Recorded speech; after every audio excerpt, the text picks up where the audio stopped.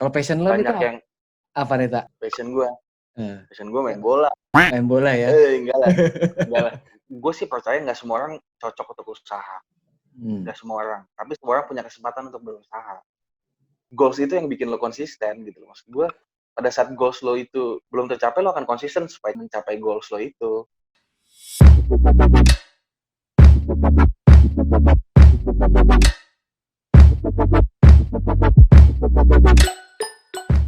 Ya, assalamualaikum warahmatullahi wabarakatuh. Ya, baik lagi kita bersama. Waalaikumsalam.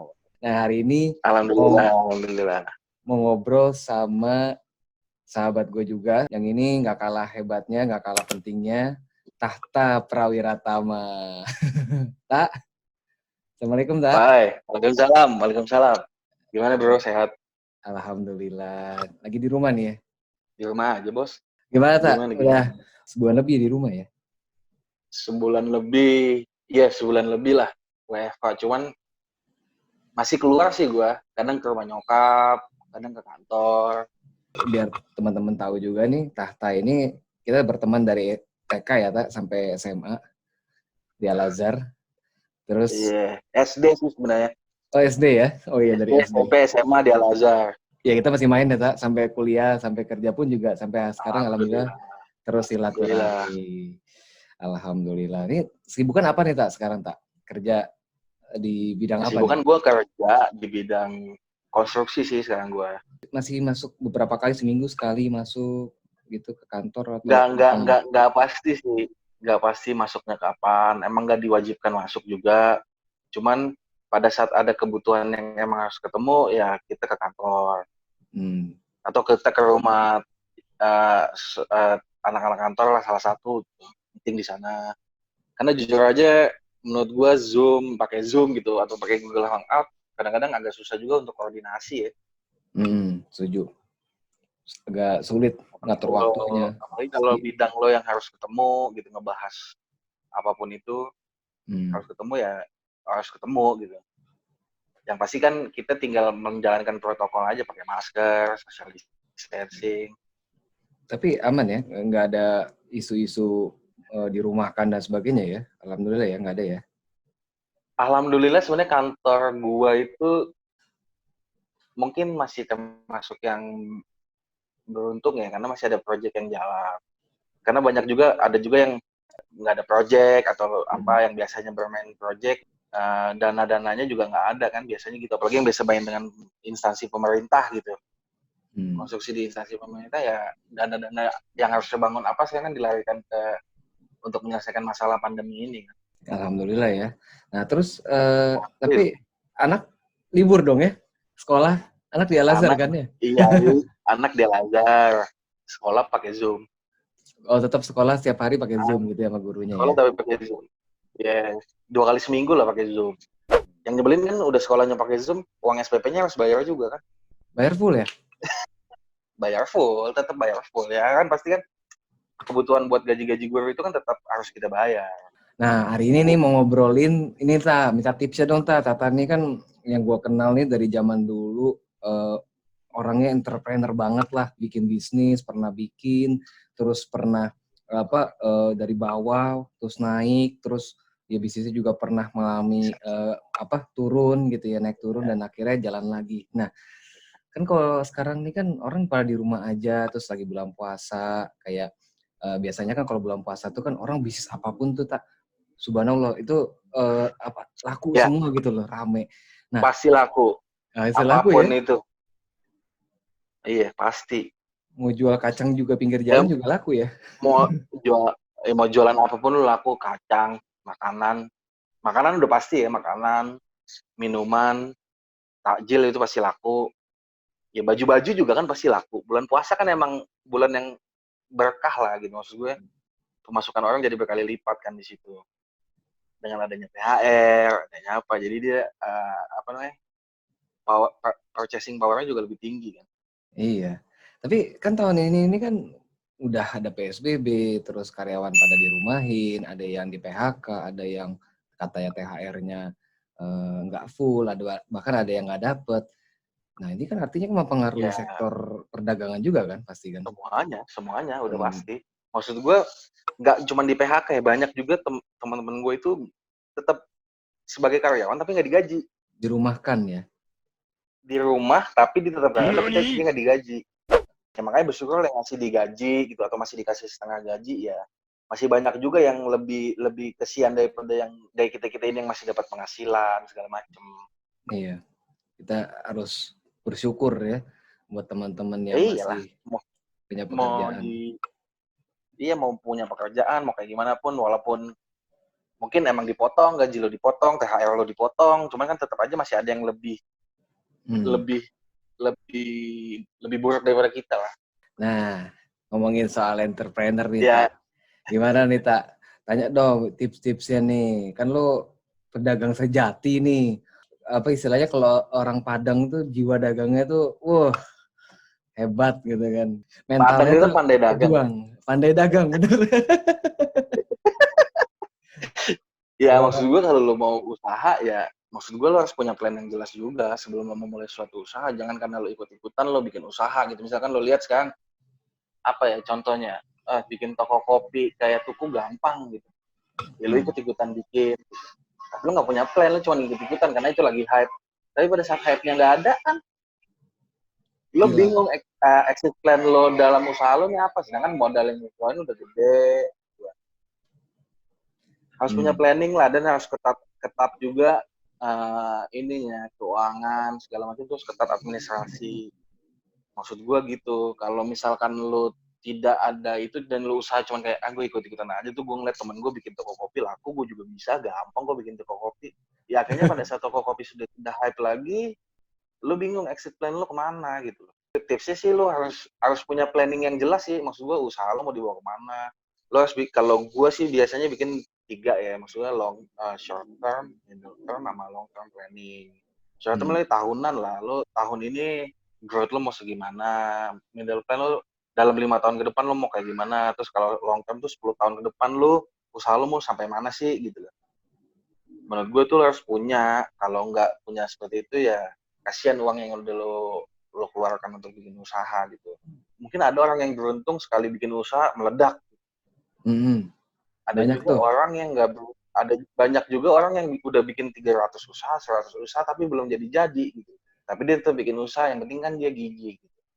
Terus menurut gue jangan setengah-setengah sih, maksud gue jangan setengah-setengah itu. Kalau lo udah nyemplung, ceburin aja sekalian, bahasa sekalian. Lo harus tahu bidang usaha lo. Lo pengen usaha apa, misalkan gue pengen usaha, contohnya lo sepatu gitu, kayak lo cuci bersih sepatu ya, lo harus memahami banget bahan sepatu, obatnya apa, treatmentnya kayak gimana, kan lo harus memahami banget. Kalau misalkan lo cuman ngikut-ikutan doang ya lo nggak akan paham sampai kapanpun gitu loh. Kalau menurut gue, kalau misalkan lo punya duit dan cuman lo cuma setengah-setengah, lo lebih baik franchise. Karena franchise itu kan sistemnya sudah dibikin. Tinggal jalanin ya. Ya, lo tinggal taruh duit, tinggal lo pantau, orang lain yang jalanin. Kalau misalkan usaha tuh gampang-gampang susah sih ya, maksud gue. Nggak mesti usaha yang gede gitu. UMKM juga kalau mau gede pun harus punya planning gitu. Kadang emang UMKM itu muncul dari awal karena ketidaksengajaan misalnya. Karena kondisi Ya, biasanya ya, misalkan Tak. satu karena kondisi, dua atau misalkan gue hobi jahit nih gitu misalnya. Gue bikin deh jilbab. Tahunya ternyata jilbab yang gue bikin laku. Akhirnya lo bikin planning kan supaya usaha lo gede. Lo punya suatu hobi, passion gitu. Lo kerjain, dan itu menghasilkan dan lo bisa fokus di situ ya. Alhamdulillah gitu. Menurut gue kalau lo mau usaha jangan sampai lo ikut-ikutan aja sih menurut gue. Modalnya harus punya passion dulu ya, Tak. Berarti sukanya apa, cari tahu dulu, terus akhirnya ternyata dia sadar. Orang kan kadang-kadang gini ya, sukanya ini, tapi kadang nggak punya keterampilannya. Kalau dia benar-benar suka, dia akan belajar mendalami keterampilannya gitu ya. Ya misalkan kayak lo gitu, lo suka mobil gitu, lo suka detailing, ya lo suka doang kan sebelumnya. Pada saat lo ingin bikin usaha detailing, otomatis lo harus belajar kan. Gimana sih cara nge-wax yang bagus, obatnya apa sih yang bagus, ini kan lo belajar. Ya ilmu itu kan banyak gitu, maksud gue lo bisa baca di YouTube kan banyak gitu loh maksud gue. Atau lo bisa baca-baca, kalau untuk UMKM ya, kalau untuk kelas korporasi sih lebih ribet lagi pasti menurut gua. Operasi itu harus bikin ininya ya, kalau udah benar-benar matang tadi kayak lo bilang udah short term dulu, baru habis itu pikirin yang long termnya gitu ya. Timnya, finansialnya dan sebagainya gitu ya. Pada saat lo berplanning short term, gue tahun depan pokoknya usaha gue brand eksplosif gue. Contohnya target awal misalkan lo punya brand Clinico gitu, atau gue si anak bujang gitu ya. Iya. Gue tahun depan target gue followers gue di Instagram udah sampai 100k gitu. Itu kan berarti kan brand lo growth gitu. Itu kan sebagai target juga kan. Dengan brand lo growth, terus engagement lo dengan market juga gede, kan otomatis kan sales itu kan ngikutin juga. Betul. Nah, dan yang penting konsisten sih menurut gue. Konsisten, bener, setuju. Jangan maksud gue rubah ya. Gini loh, gue pernah dulu kecil-kecilan ya dagang di Alpus gitu, dagang nasi goreng itu rame awalnya, cuman gue nggak konsisten. Pada saat rame, gue seneng dong. Rame, gue pada saat sepi ya males-malesan gitu, karena menganggap ya uangnya sedikit, terus modal yang dikeluarkan juga nggak banyak, akhirnya kan ya udahlah gitu. Akhirnya nggak rame, akhirnya lama-lama tutup. Karena nggak konsisten awalnya kan. Nah, ada nggak sih Cak, dari pengalaman lo gimana caranya bisa ngejaga biar konsisten selain tadi punya niat dan punya passion ya? Lo harus punya goals. Goals itu yang bikin lo konsisten gitu loh. Maksud gue, pada saat goals lo itu belum tercapai, lo akan konsisten supaya mencapai goals lo itu. Kalau ditanya gue udah biasa bikin usaha apa enggak, ya udah lumayan ada lah. Passion lo banyak yang apa nih Tak? Passion gue main bola. Main bola ya? Enggak lah. Gue sih percaya nggak semua orang cocok untuk usaha. Nggak semua orang. Tapi semua orang punya kesempatan untuk berusaha. Mantap. Setuju. Maksud gue, lo nggak semua orang cocok main usaha. Lo cocoknya kerja di kantor. Tapi lo nggak boleh nutupin orang buat berusaha gitu menurut gue. Misalkan kayak banyak lah teman-teman gue pengen usaha. Ada teman gue sampai sekarang konsisten aja dibuka toko kopi. Dari lulus kuliah sampai sekarang dibuka toko kopi. Ya alhamdulillah jalan-jalan aja gitu. Walaupun kadang-kadang ramai, kadang-kadang sepi, alhamdulillah jalan-jalan aja gitu. Malah mungkin cabangnya sekarang udah ada satu di Jakarta, satu di Bali, karena dia orang Bali kan teman gue. Oh, jadi dia konsisten. Siapa? Made Bagus. Bagus ya. Kopi Made. Dia konsisten dengan jualan kopi itu gitu maksud gue. Oke. Balik lagi karena putus tadi. Ya kayak gue boleh cerita ini kayak si anak bujang gitu. Kayak awal itu anak bujang udah lama. Anak bujang itu yang masak tante gue. Udah lama banget. Dulu itu cuma ngelayanin. Ya nyokap gue jualan-jualan sama ibu-ibu arisan gimana sih? Itu tahun berapa Tak? Gue kalau tahunnya nggak tahu ya. Maksud gue dulu anak bujang itu sampai sekarang yang masak masih tante gue. Tapi memang jualannya rumah ke rumah gitu, catering gitu ya? Enggak. Dulu awalnya jualan itu nyokap gue yang jualan ke ibu-ibu arisan aja, ibu-ibu pengajian, ibu-ibu arisan. Skop marketingnya di situ aja. Jadi ada temennya yang pesan, dia dibikinin gitu. Nah, emang awal tahun lalu gue tuh sama adik gue si Dito, nggak kita brandingin aja, kita gedein. Ya akhirnya momennya pas. Door to door nggak Tak? Enggak, dari dulu tuh kayak gimana sih, ibu lo ikut pengajian gitu loh. Oh, nyediain makanan gitu ya, kalau ada acara-acara arisan atau pengajian ya? Nggak nyediain makanan, jadi nawarin, gue jualan ini nih, kerupuk kentang, gue jualan rendang paru nih, nah ada yang beli, gitu-gitu. Nah, cuman emang awal tahun ini, kemarin gue sama adik gue sempat bikin, kenapa kita brandingin aja, lumayan nih potensinya. Ya akhirnya baru terrealisasi pas WFH kemarin. Baru jalan punya Instagram dan sebagainya baru pas WFH kemarin. Dikonsepin media sosialnya juga pas WFH kemarin. Emang maksud gue hikmahnya WFH ini kan lu jadi tambah kompak lah sama saudara-saudara lu. Bener sih, karena di rumah terus ya, jadi sering ketemu dan akhirnya ya mau gimana, kita mau nggak mau akhirnya bisa lebih sering komunikasi. Iya, karena lu di rumah terus.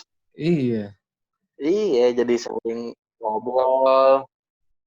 Iya, anak bujang itu dibikin udah lama lah, tapi brand anak bujang itu sendiri baru awal-awal kemarin WFH. Sekarang udah banyak kebetulan nih. adik gue di agensi, jadi dia punya banyak kenalan-kenalan yang mungkin punya influence di media sosial.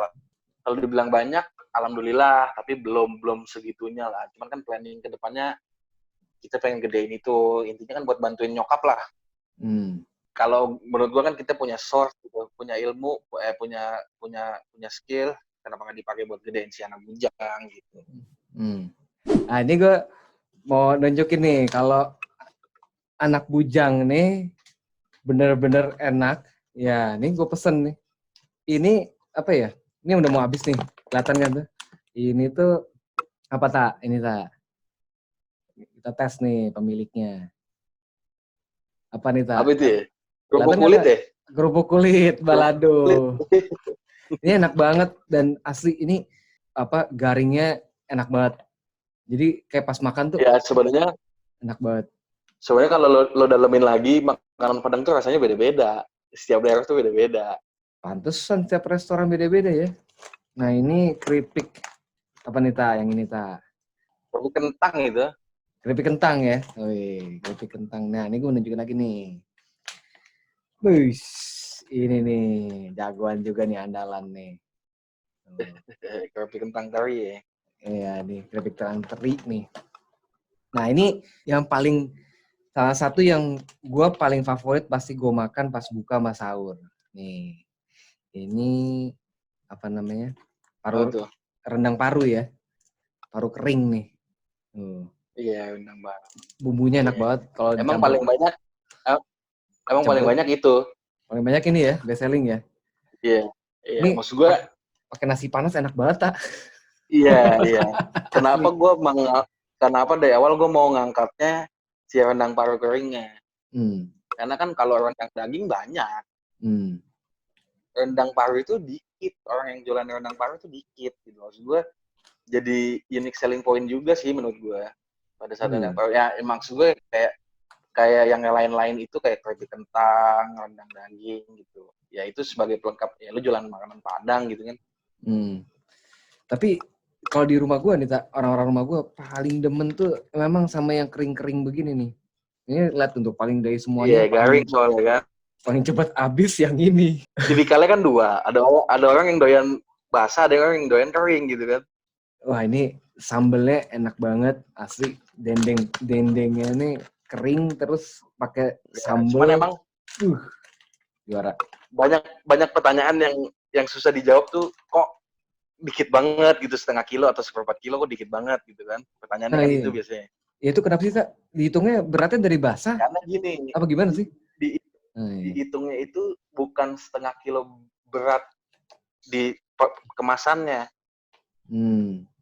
Jadi lu pakai 1/2 kilo daging, 1/2 kilo yang dipakai itu 1/2 kilo daging. Pada saat lu keringin dia menyusut. Oh, jadi Pada saat lu yang garing dia nyusut. Jadi Kalau lo mau bikin kemasan 1 kilo butuh dagingnya 3 kilo, bos. Oh, jadi dihitung kilonya tuh dari basah ya? Dari bahannya, dagingnya 1 kilo gitu. Pakai daging 1 kilo jadinya segitu. Gue nyemil. Ya maksud gue banyak kok teman-teman gue sekarang malah jualan makanan gitu, kayak bikin apa dia jual gitu. Ini masih garing loh, Tak. Iya. Nah sebenarnya kan nanti ke depannya tuh gue, kalau sekarang kan gue brandingin baru pakai stiker. Sama ini dong, Tak. Depannya sih rencananya mau packagingnya juga mau dibagusin. Ini dong, Tak, saran. Apa ada fotonya yang berapa kilo tuh, jadi bisa kelihatan bungkus plastiknya. Atau mungkin tulis di sini kali. Iya. Ini berapa kilo nih? Nah, iya harus ditulisin. Iya masih home industry ya, masak juga ada kapasitasnya juga gue. Maksud gue kayak masih pelan-pelan membangun lah. Ini buat teman-teman yang apa? Yang mau makan sahur dan doyan Padang, suka pedes manis, ini bisa banget cobain nih. Lapeh selero, artinya apa tak? Lapeh selero. Selera lu ini terbayarkan gitu dengan makanan itu gitu. Melepas selera gimana sih? Melepas selera. Ya itu kan yang mengkonsepkan semuanya itu sih Dito sih sebenarnya. Dari desain logo, bahasa gitu. Kalau gue lebih bantu direkap di keuangannya. Mantep nih, Tak. Ini pas banget buat kalau mau berbuka puasa atau mau sahur, yang nggak mau repot, tinggal sajin ini aja sama nasi panas. Juara. Apalagi ininya nih, sama dendeng. Mudah-mudahan Kelar ya. sukses, Tak. Mudah-mudahan Ya sukses. alhamdulillah kalau pada cocok gitu kan. Ngomongin makanan ya. Lo dapet kebagian juga nggak, Tak?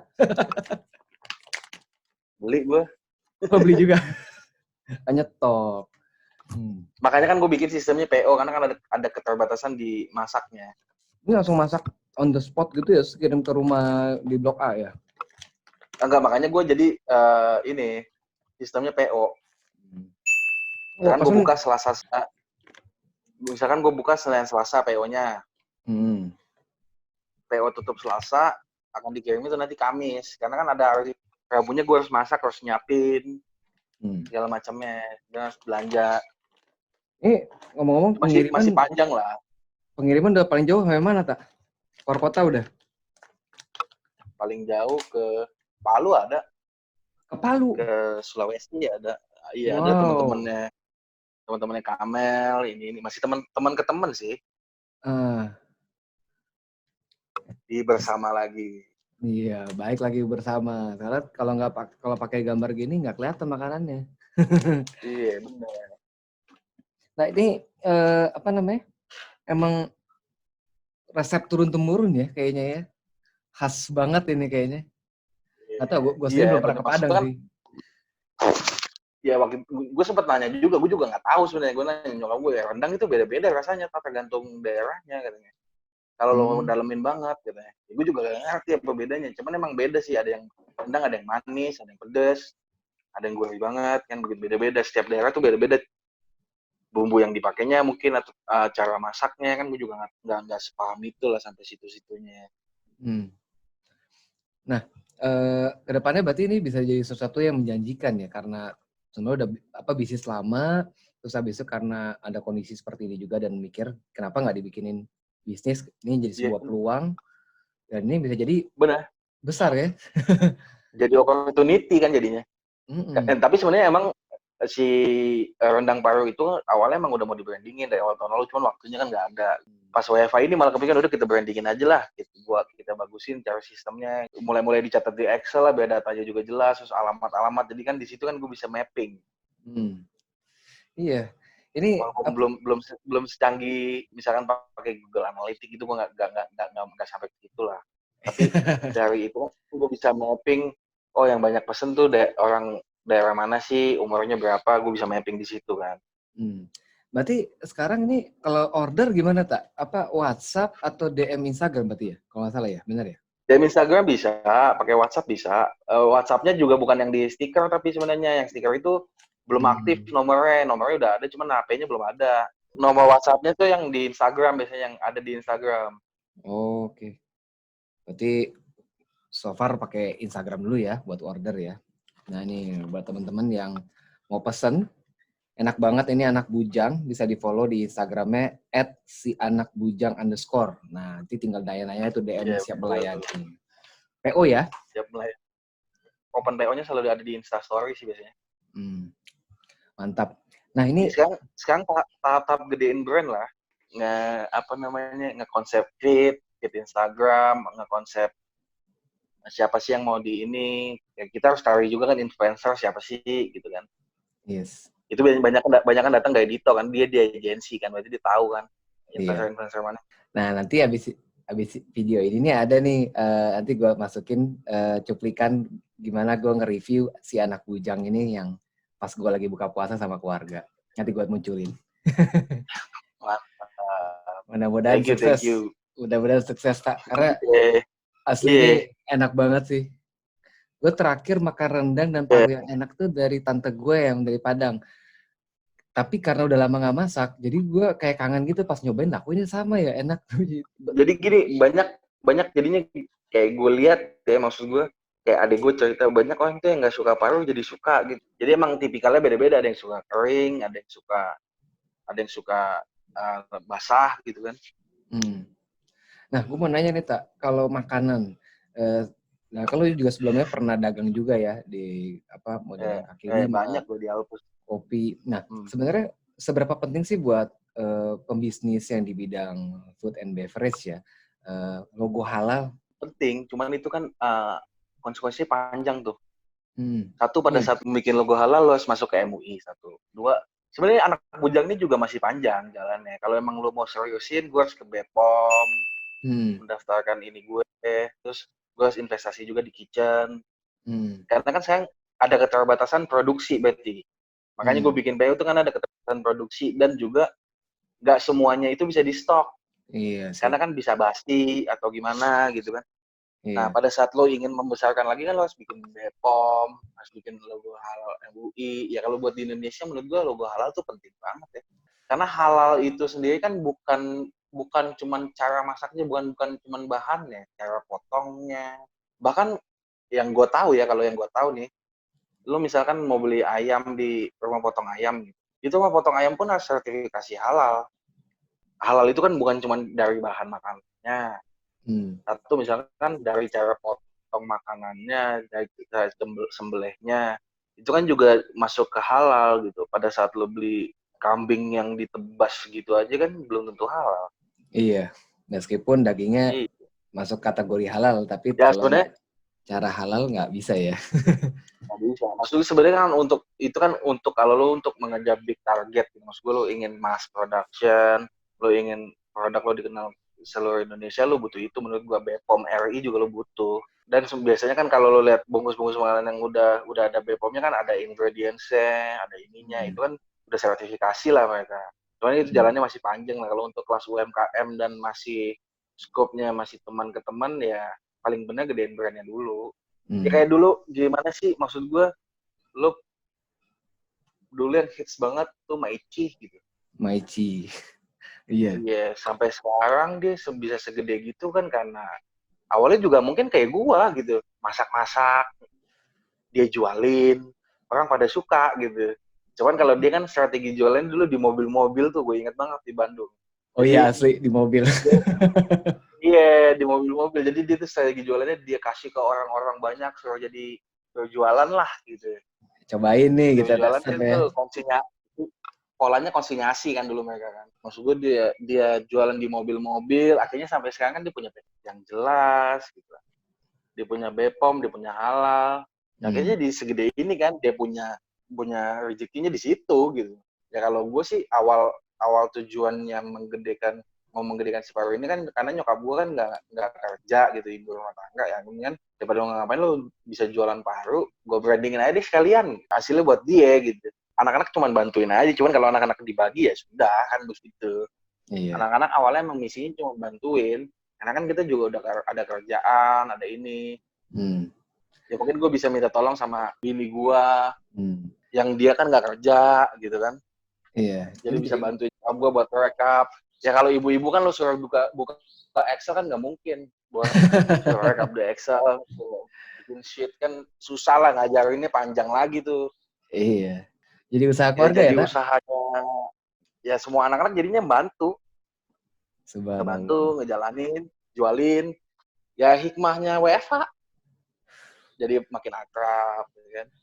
Berarti ada sisi positif ya dengan WFA ini Ya bisa kumpul. kalau gue sih melihatnya di balik masalah kan pasti ada hikmahnya. Betul, subhanallah. Nah ini ada rencana bakal masukin di e-commerce dong berarti ya, PO gitu ya, buat belinya. Ya belum ke situ sih gue rencananya. Gue pengen minimal gedein dulu lah brandnya. Untuk plan awal tuh gedein dulu brandnya. Engagement ke influencer, ke siapapun itu. Kayak kemarin adik gue kasih ke influencer lah banyak lumayan, tapi mungkin mikro ya, masih hitungannya mikro influencer. Maksud gue emang followersnya dikit tapi loyal. Betul. Kan ada makro, ada mikro. Betul. Mikro itu mungkin followersnya nggak sebanyak kayak 1 million atau berapa, nggak 100K.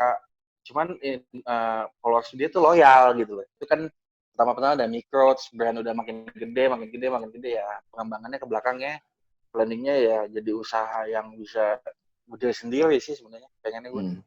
Amin, mudah-mudahan sukses. Karena mulut ke mulut itu biasanya paling sukses ya, mulut ke mulut. Ya kan teknik marketing paling paling gampang, paling murah mulut ke mulut.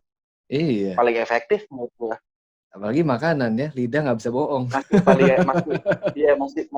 Masih paling efektif gitu menurut gua, mulut ke mulut.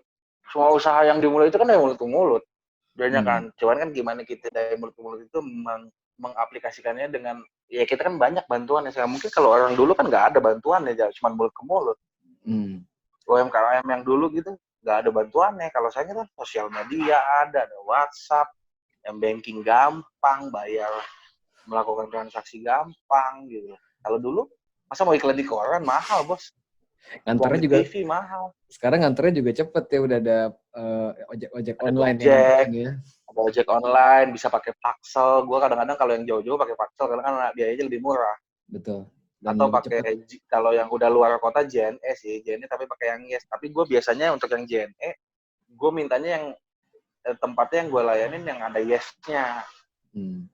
Ya karena gue takut lu makanan nih, lu kalau kelamaan juga takutnya di sana gue nggak tahu suhunya gimana, lembab atau gimana, jadi basi kan gak enak juga gitu. Iya, setuju sih.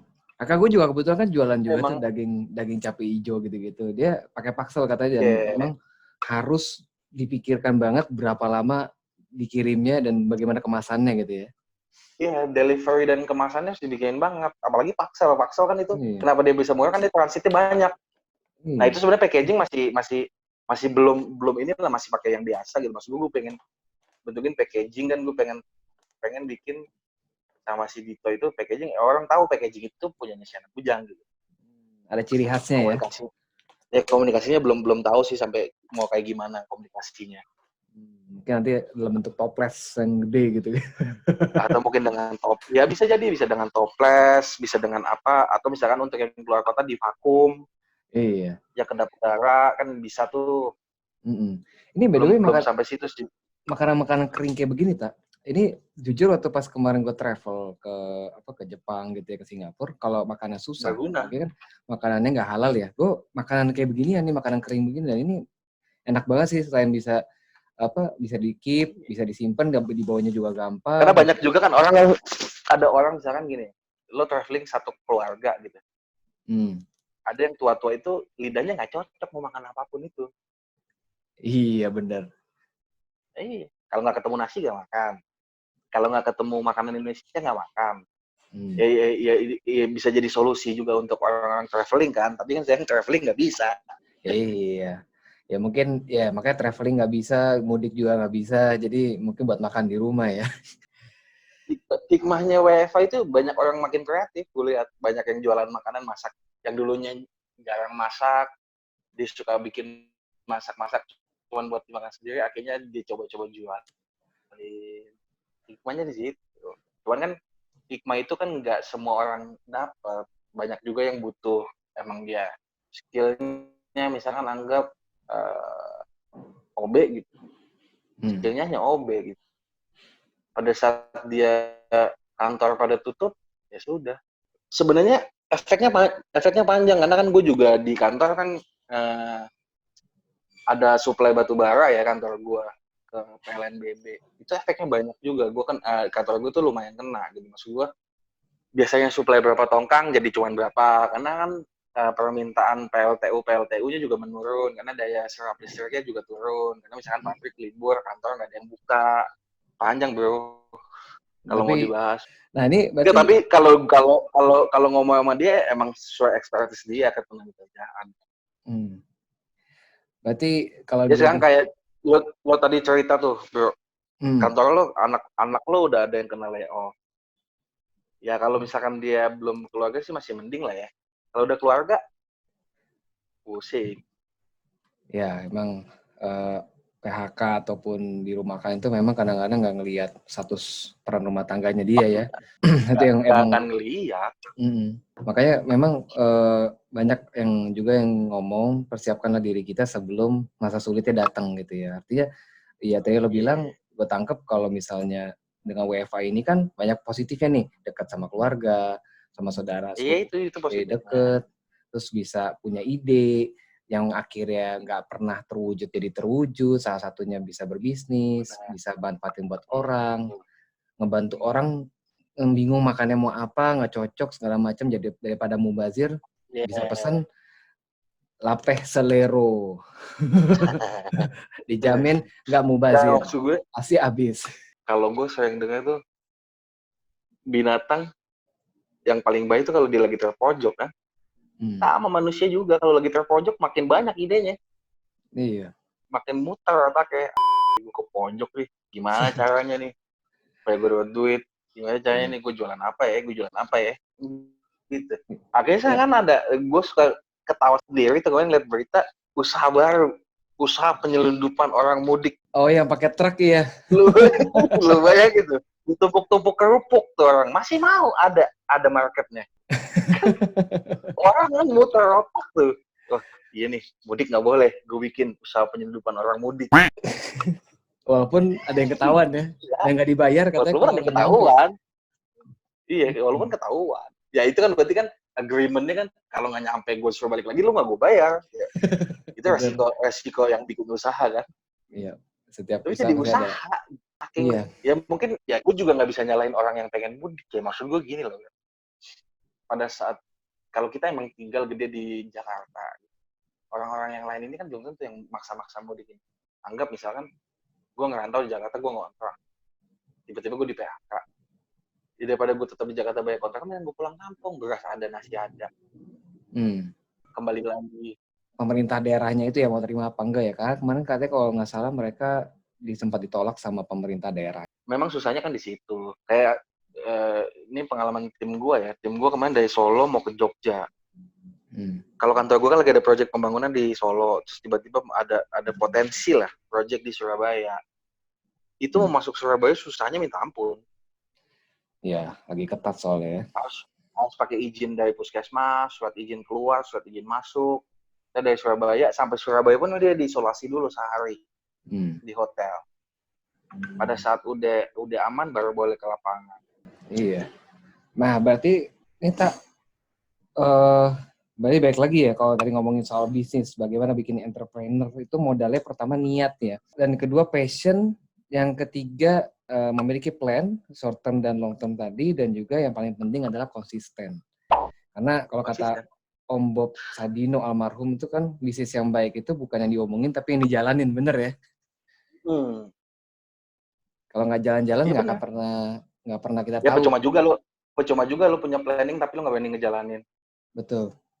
Kadang Lo orang kan nggak akan tahu hasilnya. Orang takut gitu kan, aduh nggak punya modal dan sebagainya. Padahal modalnya adalah niat gitu yang pertama ya. Niat aja dulu gitu kan. Modal niat sama kaki kan.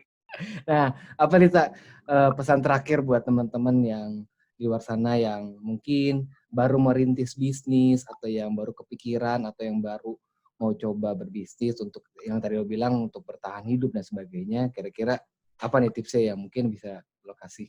Ya kalau lo udah menentukan lo pengen bisnis, ya bisnis dijalankan, jangan setengah-setengah. Karena yang setengah-setengah pasti hasilnya nggak akan baik. Menurut gue gitu.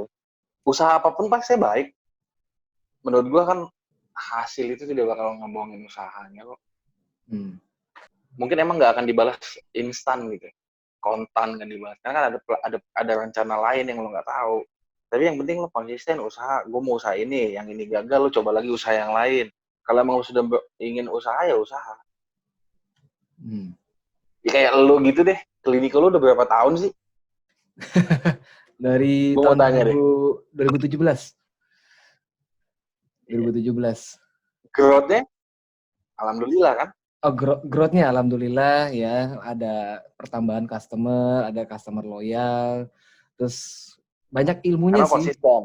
Iya, dari yang cuma bisa nyuci sepatu yang nggak susah sampai yang paling susah sampai yang branded, alhamdulillah udah pernah ngerasain. Itu sih ilmunya sih ya.